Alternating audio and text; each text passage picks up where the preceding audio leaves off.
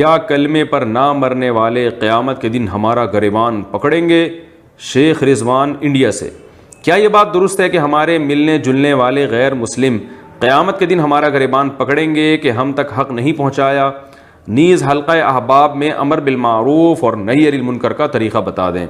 یہ بات غلط ہے کہ جو غیر مسلم مر رہے ہیں قیامت کے دن وہ ہمارا گریبان پکڑیں گے، یہ بات صحیح نہیں ہے، کیونکہ جو حجت ہے اسلام کی وہ تو غیر مسلموں کی پر اس کی دعوت پہنچ چکی ہے۔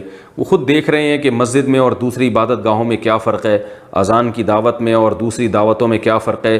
تو اسلام اتنا دنیا میں پھیل چکا ہے کہ وہ ساری دنیا کو پتہ چل گیا اسلام میں اور غیر اسلام میں کیا فرق ہے۔ تو غیر مسلم پر خود واجب ہے کہ وہ تحقیق کر کے اسلام قبول کرے۔ البتہ مسلمانوں کے لیے مستحب ہے کہ وہ دعوتی کام کو پھیلائیں، غیر مسلموں کو محبت کے ساتھ دین کی طرف بلائیں، کیونکہ رسول اللہ صلی اللہ علیہ وسلم نے ارشاد فرمایا لا یہدی اللہ بک رجلا واحدا خیر لک من حمر النعم، کہ تمہارے ذریعے سے ایک شخص کو اگر ہدایت مل گئی تو تمہارے لیے سرخ اونٹوں سے زیادہ بہتر ہے۔ تو اس بحث میں پڑے بغیر کہ وہ مر کے ہمارے کھاتے میں جا رہے ہیں اور ہمارا گریبان پکڑیں گے یا نہیں پکڑیں گے، اس بحث میں الجھنے کے بجائے تبلیغ کا کام کرنا چاہیے، تاکہ ہمارا قیامت کے دن اللہ کی نظر میں مقام بلند ہو اور ثواب ہمیں خوب زیادہ ہم ثواب کمائیں۔ لیکن بہرحال یہ جو کہا جاتا ہے عام طور پر کہ جتنے غیر مسلم جا رہے ہیں ہمارا گریبان پکڑیں گے، یہ بات غلط ہے۔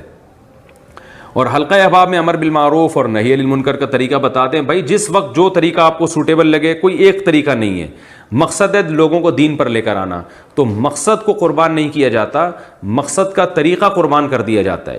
تو ذرائع مقصود نہیں ہوتے، مقصد ہے لوگوں کو دین پر لانا۔ جو طریقہ جس وقت جس کو سوٹیبل لگے اس طریقے سے اس کو دین پر لے کر آئے، محبت سے، نرمی سے۔ ہاں ڈنڈے کے زور سے دین پہ لانا، یہ صرف اسلامی حکومت کو اتھارٹی حاصل ہے، عام آدمی کو، عام لوگوں پر یہ اتھارٹی حاصل نہیں ہے۔ عام آدمی اپنے ماتحتوں پہ تو سختی کر سکتا ہے، لیکن اپنے برابر کے لوگوں پہ وہ سختی نہیں کر سکتا۔